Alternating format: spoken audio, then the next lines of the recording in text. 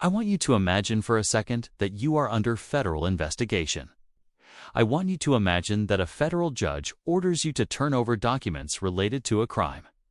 And instead of turning them over, you hand in less than 1% of what you have. And then you look the judge in the eye and say, "I'll get to the rest when I feel like it." What do you think would happen to you? You would be in handcuffs before you could finish that sentence. You would be thrown in a cell for contempt of court. They would raid your house.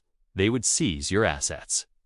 But apparently, if you're the Department of Justice under Donald Trump, the rules do not apply to you. What we are witnessing right now is not just incompetence. It is not just a bureaucratic delay. It is a criminal cover-up happening in broad daylight. It is a spit in the face of every single victim who was abused by Jeffrey Epstein and Ghislaine Maxwell. We just found out that out of 2 million pages of documents related to this sex trafficking ring, the DOJ has released barely 12,000. Do the math. That is 0.6%.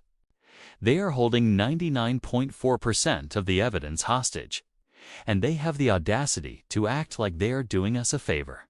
This is not a legal strategy. This is a racket. This is the government acting like the very mafia they are supposed to be fighting.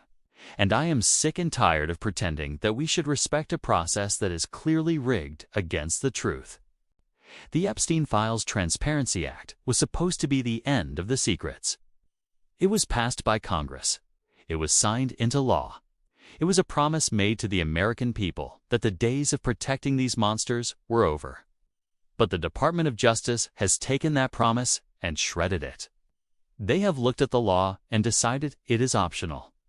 They have decided that protecting the reputations of powerful men is more important than following the orders of Congress. And let's be clear about who those men are. We are not talking about low-level offenders. We are talking about the global elite. We are talking about people who have shaped our politics, our economy, and our culture. And for decades, they have operated with total impunity.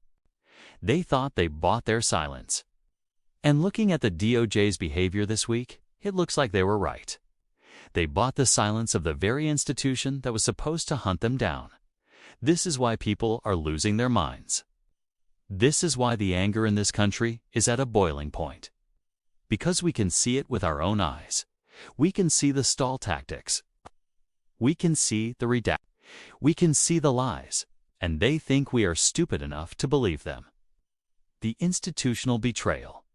Let's call this what it really is. This is institutional betrayal. The Department of Justice has one job. It is right there in the name. Justice. Their job is to prosecute criminals. Our job is to protect the innocent. But in the case of Jeffrey Epstein, they have effectively become the defense team for the most prolific pedophile ring in history. Think about who they are protecting, okay? They are not protecting national security secrets. They are not protecting undercover agents. They are protecting the names of billionaires, politicians, and celebrities who bought and sold children. And they are doing it with your tax dollars. You are paying for the lawyers who are fighting to keep these secrets hidden from you. Does that make your blood boil? It should. Because while they are stalling on the Epstein files, look at how fast they move when it comes to their political enemies. Look at how fast they move when they want to punish a whistleblower. They have the resources. They have the manpower. They have the ability to review millions of documents in a week when they want to. But when it comes to exposing the elite, suddenly everyone is on vacation. Suddenly, the scanners are broken. Suddenly, they need months and years to review a single file. It is a lie. It is a calculated, deliberate lie designed to run out the clock. They think that if they delay long enough, we will get distracted. They think we will move on to the next scandal. They think that eventually, the victims will just give up and die.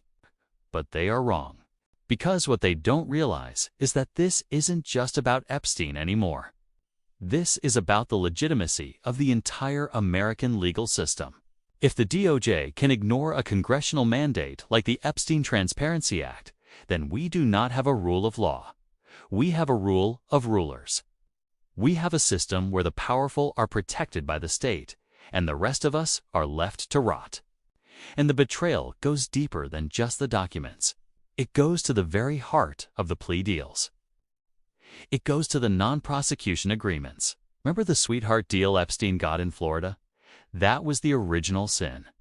That was the moment the government decided that this man was too important to go to jail. And now, 20 years later, we are seeing the sequel. Different administration, same playbook. Protect the asset, hide the evidence, gaslight the public. It is a pattern of behavior that would make a cartel boss blush. And the worst part is the hypocrisy. These are the same people who go on TV and talk about law and order. They talk about draining the swamp. Well, the swamp is in their own filing cabinets. The swamp is in the redaction markers they're using to black out the names of their donors. You cannot claim to be the party of law and order while you are actively obstructing a sex trafficking investigation. It is intellectually dishonest. It is morally bankrupt. And it is a betrayal of every parent who worries about the safety of their children. The RICO argument. I want to introduce a concept that is usually reserved for mob bosses. RICO, the Racketeer, Influenced, and Corrupt Organizations Act. It was designed to take down organized crime families. It was designed to prosecute groups of people who work together to commit crimes and cover them up. Now, look at the behavior of the Department of Justice regarding the Epstein files. You have a group of people working in concert. You have a coordinated effort to withhold evidence. You have a pattern of obstruction that has gone on for years across multiple administrations. You have officials lying to judges. You have officials lying to Congress. If this were any other organization on earth, we would be calling it a criminal enterprise. If this were a corporation hiding evidence of toxic waste dumping, the CEO would be in prison. So why do we give the Department of Justice a pass? Why do we treat them like they are immune from the very laws they enforce? Judge Engelmayer, to his credit, seems to be the only person in power who smells the stench of corruption here. He sees what is happening. He sees that the prosecutors and the defense attorneys for Ghislaine Maxwell are essentially high-fiving each other in the hallway. They are on the same side. The prosecutors don't want the files out because it embarrasses the government. The defense doesn't want the files out because it incriminates their clients, so they made a deal. A silent, unspoken agreement to bury the truth together. That is collusion. That is conspiracy. And in my book, that makes the Department of Justice an accomplice after the fact to sex trafficking. I know that sounds harsh. I know that sounds extreme. But tell me where I am wrong. If you hide evidence of a crime to protect the criminal, you are an accomplice. Period. And right now, the DOJ is the biggest accomplice in the room. They are acting like the fixers for the establishment. They are the cleaners. They are the ones who come in after the crime has been committed and wipe the fingerprints off the wall. But in this case, the fingerprints are on 2 million pages of documents. And they are panicking because they can't wipe them all fast enough. That is why they are stalling. That is why they are violating the court orders. Because they know that if those files get out, the illusion of justice collapses. We will see exactly who was protected. We will see exactly who looked the other way. And that is a terrifying prospect for the people in charge. So they are circling the wagons. They are closing ranks. They are operating like a criminal syndicate to protect their own. The mockery of the deadline. Let's talk about this deadline that just passed. Congress passed the Epstein Files Transparency Act with overwhelming bipartisan support. That almost never happens. Democrats and Republicans hate each other, but they all agreed on this. They said, release the files. They gave the DOJ a clear timeline. They gave them months to prepare. And what did the DOJ do during those months? Did they hire extra staff? Did they start a review process? No, they sat on their hands.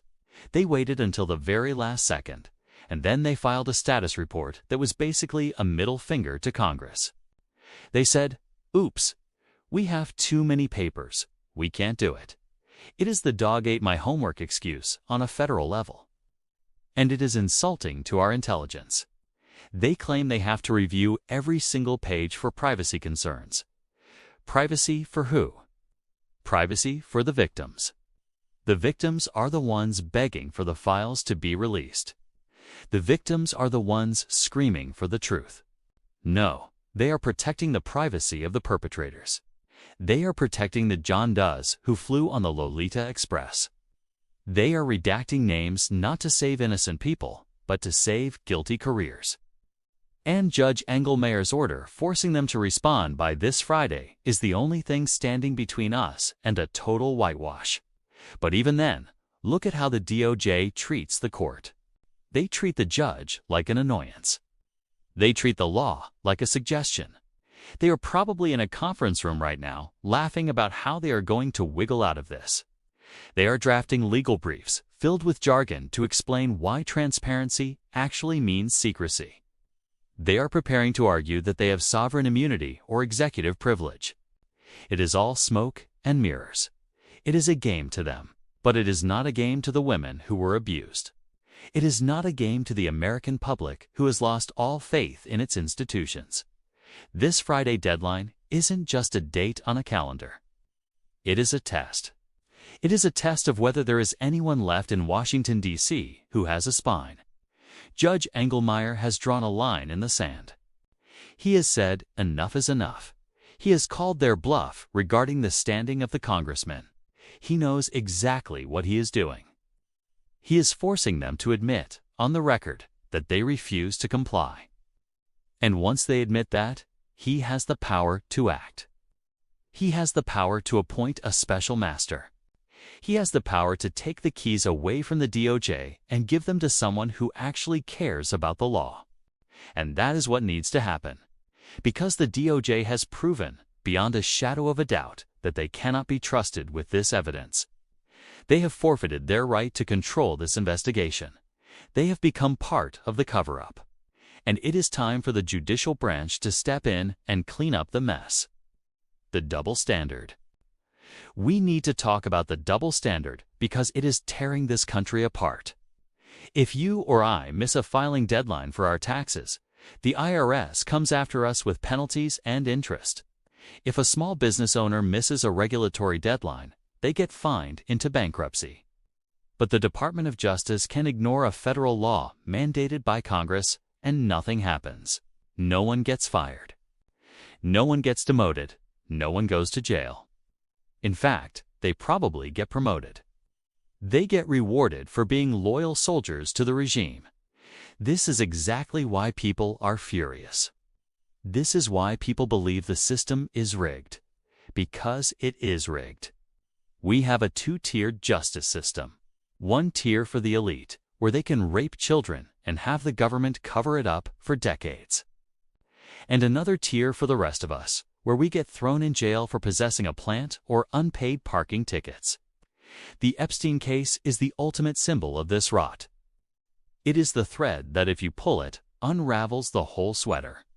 That is why they are so terrified. They are not afraid of one or two names coming out. They are afraid of the whole system being exposed as a fraud. They are afraid that if we see the extent of the cover-up, we will never trust them again. Well, guess what? It is too late. We already don't trust them. The trust is gone. And the only way to get it back is to burn the secrecy to the ground. Look at how they treated the January 6th defendants. Look at how they treated the peaceful protesters. They threw the book at them. They used every tool in the legal arsenal to hunt them down. But when it comes to the clients of Jeffrey Epstein, silence. When it comes to the men who flew to the island, silence. It is not an oversight, it is a choice. It is a deliberate policy decision to protect their friends and punish their enemies. And that is the definition of corruption. That is the definition of tyranny. We are living in a country where justice depends on who you know, not what you did. And if you know the right people, if you have the right connections, you can get away with anything, even monstrosities against children. This is the hard truth that we have to face. The institutions we grew up trusting are broken. They have been captured by the very people they were meant to police. And until we acknowledge that, until we stop pretending that the DOJ is a neutral arbiter of justice, nothing is going to change. So what do we do now? We don't just sit back and hope Judge Engelmayer saves us. We have to realize that we are in a war for the truth. And in this war, the Department of Justice is currently the enemy. I take no pleasure in saying that. I love this country. I want to believe in our institutions, but blind faith is not patriotism. Patriotism is demanding that our government follows its own laws. Patriotism is standing up for the vulnerable against the powerful. We need to make noise. We need to support the independent media that is actually covering this, because you know the mainstream corporate news is barely touching it. They are too compromised. They have too many friends on that list, too. This Friday, when the DOJ files their response, we are going to see the true face of the Trump administration's justice system. We are going to see if they double down on the cover-up. And if they do, if they come back with more excuses and more delays, then we need to demand resignations. We need to demand impeachment. We need to demand that Congress holds them in contempt and sends the sergeant-at-arms to seize the documents personally. This cannot stand. We cannot let them win this war of attrition. They are banking on our exhaustion. They are banking on us giving up. But we are not tired. We are angry. And we are focused. Jeffrey Epstein didn't kill himself. And this investigation isn't going to kill itself either, no matter how hard the DOJ tries to strangle it. Keep your eyes on the docket. Keep your eyes on the judge, and never, ever let them tell you that justice is blind. Right now, justice isn't blind. Justice is being gagged, bound, and held hostage by the very people sworn to protect her. It is time to set her free. It is time to rip the blindfold off and look at the ugly truth, because only the truth can cleanse this wound. Only the truth can restore the soul of this nation. We will be watching every move they make. We will be reading every footnote. We will not let them bury this in the dark. This is the fight of our generation. The fight against the untouchable elite. And for the first time, thanks to Judge Engelmayer, we have a fighting chance. Do not look away. Do not get distracted. Stay angry. Stay vigilant. I am Ben Meiselas. This is the Midas Touch Network. And we will not stop screaming until every single page is released.